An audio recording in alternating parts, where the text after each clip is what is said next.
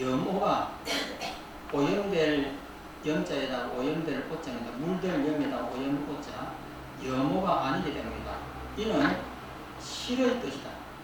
우리는 이때가 전부 다 허상이라고 배웠는데 여기에서는 실을 말씀을 합니다. 실이다. 허상이 아니다. 실의 뜻이다. 두 번째는 구경이다. 모든 유로법의 수행 방법은 번뇌를 능히 끊을 수가 없다. 구경이 아니기 때문이다. 구경이라고 하는 것은 마지막 끝을 구경이라 합니다. 아니기 때문이다. 그런데 모든 무릇법은 능히 모든 오염을 끊는다. 이는 구경이기 때문이다. 이는 성취의 뜻이다. 세 번째는 뛰어난 공용이 두루하다. 공용이라고 하는 것은 뛰어난 이 역량이라든지 활동을 말합니다. 자비를 향한다든지 어떤 좋은 일을 하는 것, 이런 것을 뛰어난 공용이라고 합니다. 공용이 두루하다. 이른바 정군의타는 능히 두루 일체 염법을, 오염되어 있는 법을 끊어버리고 두루 모든 경을 반연하고 두루한 진열을 반연합니다. 이는 원만의 뜻이다. 이른바 세 가지 뜻을 갖추어 진여와 같기 때문에 정군의타 역시 원성실성이라고 칭한다. 그래서 여기서 정군의타라고 하는 이것도 원성실성이라고 이렇게 합니다. 여기에서 이제 정군의타라고 하는 이것하고 진여라고 하는 이 두 개를 설명하고 있습니다. 그래서 여기에서는 진여라고 말하지 정군의타라고는 말하지 않습니다. 그러면 정군의타가 무엇을 정군의타라고 하느냐?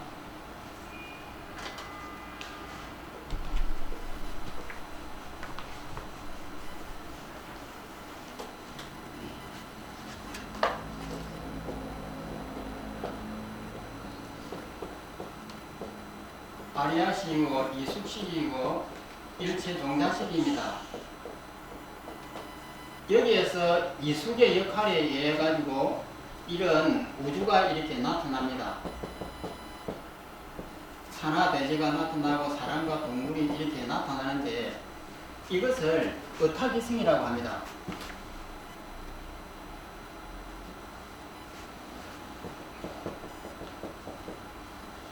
그래서 의타기성에서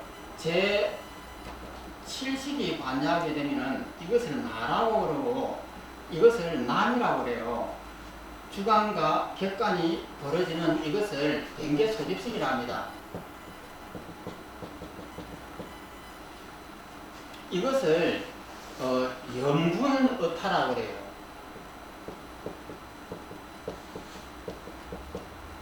그 다음에 의타기성 이것을 실제 내 마음 바깥에 있다라고 집착하게 되면은 집착한 이것을 변개소입성이라고 이것을 염분의타라고 그래요.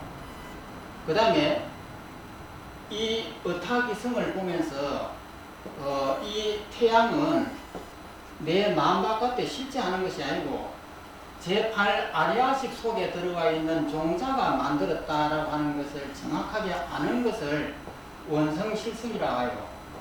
이 원성실성을 정분의타라 합니다. 그러면 정분과 염분을 나누는데 오염되어 있는 것과 깨끗한 이것을 나눌 때 의타기성을 가지고 정분으로 나누고 염분으로 나누는다 이 말이에요. 그래서 이것이 중심이 되어 가지고 의타기성을 내 의식이 만든 것이 아니고 내 마음 바깥에 의식하고는 아무 관계없이 이 칠판이 진짜 있다. 이것이 변개소입성이고 이것이 염분의타입니다. 그런데 이 칠판은 내 마음이 만든 것이 실제 하는 것이 아니다. 이것이 원성실성이고 이것이 의타기성이 중에서 정분의타라고 이렇게 합니다.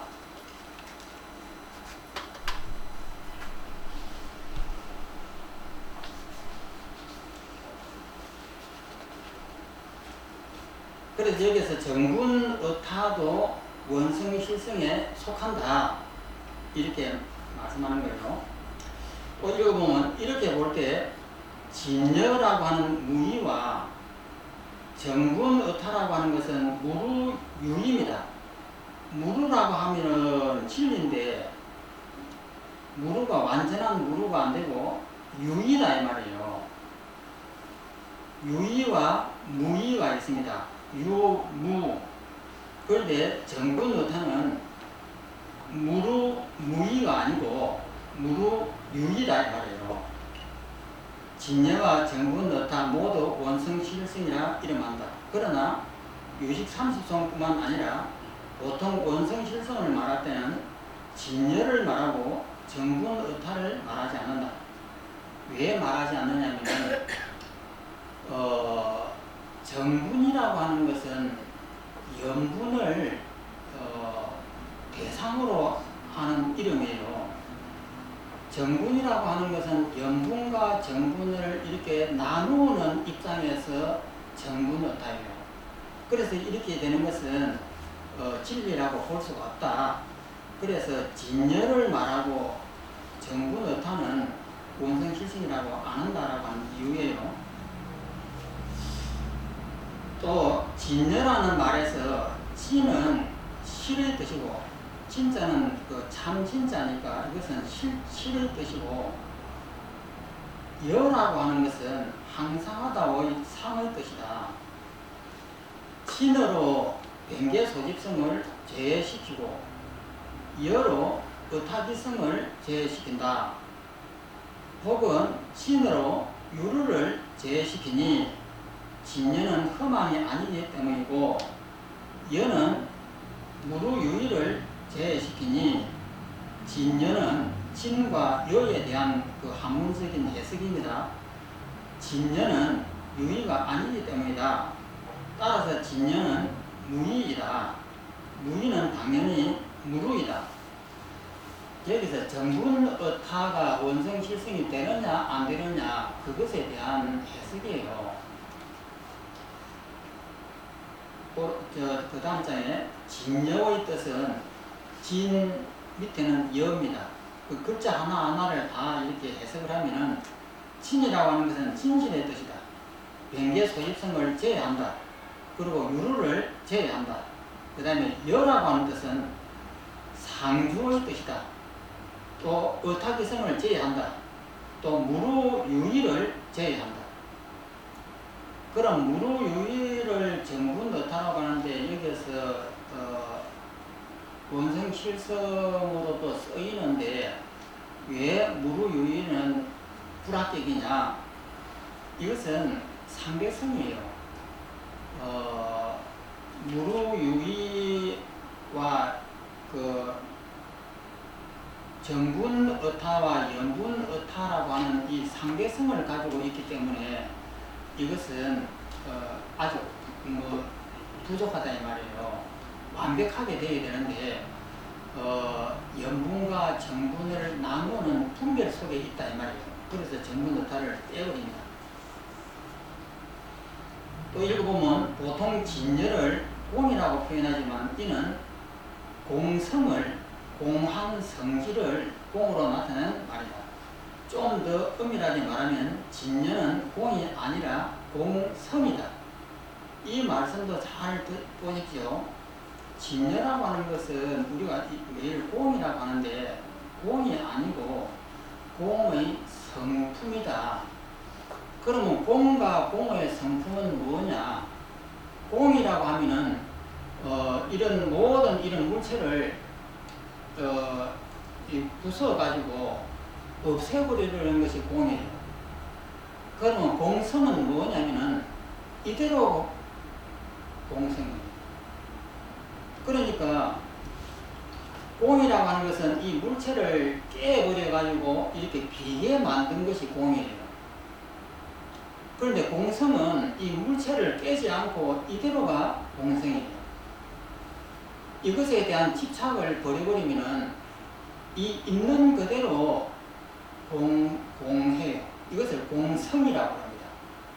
그러면은 공이라고 하는 것은 오염되어 있는 것을 전부 다 제거해가지고 깨끗하게 만든 것이 공이에요. 그런데 공성이라고 하는 것은 그렇게 깨끗하게 만든 그것만이 아니고 오염되어 있는 이대로가 깨끗하다. 이것이 공성입니다. 그래서 우리가 공을 이해시키는 것은 오염이 되어 있기 때문에 그 오염되어 있는 부분을 없애기 위해서 공을 설명을 해요. 그렇지만 공이 완전히 되고 난 다음에 보면은 오염되어 있는 이대로가 깨끗하다고 하는 것을 알아요. 이것이 공성입니다.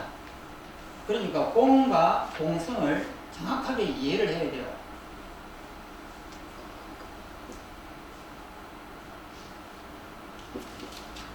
또 보겠습니다. 진여는 공이 아니라 공의 성질이다. 공성이다. 공으로 말미암아 진여가 비로소 나타나기 때문이다. 공이라고 하는 이 거짓된 수행을 통해 가지고 비로소 진여가 나타나는 거예요. 그런데 공을 잘못하면은 텅 비었다라고 하는 악취공에 떨어집니다. 악취공이라고 하는 것도 아시는가 모르겠습니다. 무수하게 말씀을 했습니다. 그 공에 떨어지는 것을 악취공이라고 그래요. 공으로 말미암아 진여가 비로소 나타나게 됩니다. 여기서 공은 말 그대로 없다는 뜻이다. 진여의 본체가 공이라면 무슨 고려가 있는가? 진여는 유를 떠나고 있다라고 하는 것을 떠나고 아울러 없다라고 하는 것도 떠났다. 만약 공이라고 말하면 비록 유의 상, 이 성의 상을 떠났지만 공의 상을 떠나지 않는다. 그러니까 우리가 공을 이렇게 많이 합니다. 그런데 다 일체를 다 제거해버리고 썰어버리고 깨끗하게 만들려고 그래요. 그러면은 텅 비고 깨끗한 이것이 진리라고 착각을 해요. 그런 그 깨끗하고 비어있는 이런 세상은 우리 이 세상에 없습니다. 그러면 비어있고 깨끗하게 만드는 것은 뭔가 목표가 있기 때문에 그렇게 수행을 하는 거예요. 그러면은 일체의 오염되어 있는 것을 오염되어 있는 그 집착을 제거하기 위해서 공이라고 하는 도약을 줍니다. 그래서 그 오염되어 있는 그놈을 싹 깨끗하게 제거해갖고 깨끗하게 만들어 놓습니다. 그러면은 이제는 깨끗하다는 것에 또 집착을 해요. 그래서 공성이라고 하는 것은 공이 있다라고 하는 이것이 눈앞에 있다라고 하는 이 집착을 깨기 위해서 공이라고 하는 독약을 우리한테 주는 겁니다. 그래서 우리가 그 독약을 먹고는 이것을 깨끗하게 비워줘요. 비워지고 난 다음에 그 독약을 버려야 돼요. 버리게 되면은 이것을 다시 본단 말이에요. 그럼 이것이 다시 있는 거예요. 이것이 없으면서 있다라고 하는 진공요요의 도리입니다. 그러니까 이 이치를 정확하게 아셔야 돼요. 유의 상을 떠나지만 공의 상을 떠나지 않는다. 그러므로 이 공이라는 말은 진여의 본체가 아니다. 그러니까 공하다라고 하는 이것이 모순이다 이 말이에요. 그러므로 성품이라는 말에 이른다.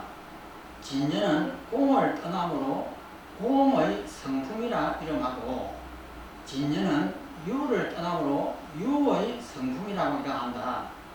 따라서 앞에서 원성실성은 아공, 법공으로 말미암아 나타난 진여라고 한다. 그러면 이 진여는 무엇이냐? 아공, 법공으로 나타난 진여다 이 말이에요. 그러면 뭐냐면 번뇌가 바로 진여예요. 그러니까 우리가 이 번뇌가 싫어가지고 아공, 법공이라고 하는 아주 강한 독약을 써요. 그래서 나라고 하는 것도 지워버리고 이 앞 눈앞에 있는 대상도 다 지워버려요. 그럼 나도 없어지고 대상도 없어집니다. 그러면은 우리는 이 무한대의 허공이 돼요. 나와 허공이 하나가 되어 있는 무한대의 하나가 되어 있는 거예요. 그러면 이것이 진리냐? 아니요. 이것도 방편이에요.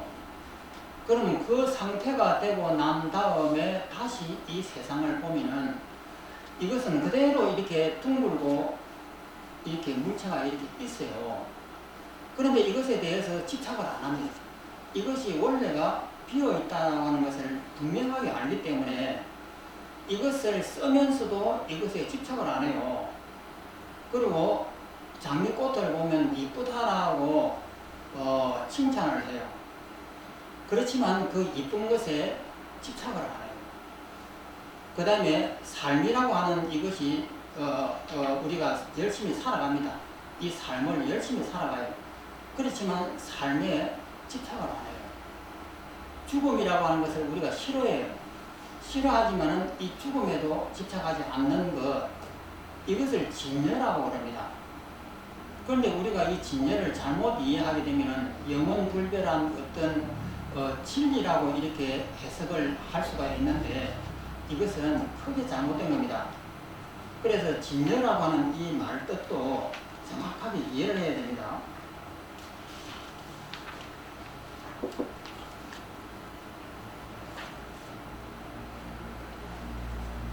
다시 말하면 아공, 법공이 원성 실성이 아니라 아공, 법공으로 말미암아 비로소 나타난 진여가 바로 원성 실성이다. 그럼 여기서 진여라고 하는 어떤 실체가 있고 자성이 있는 것이냐 착각을 하게 되면 이 공부 잘못한 것이에요. 그러면 진여라고 하는 이름을 쓰기는 쓰지만 이 진여라고 하는 이것을 정확하게 이해를 해야 됩니다. 그럼 진여가 뭐냐면은 번뇌가 바로 진여예요. 그러니까 진여를 깨끗하고 완벽하고 이렇게 생각을 하면 안 된다 이 말이에요.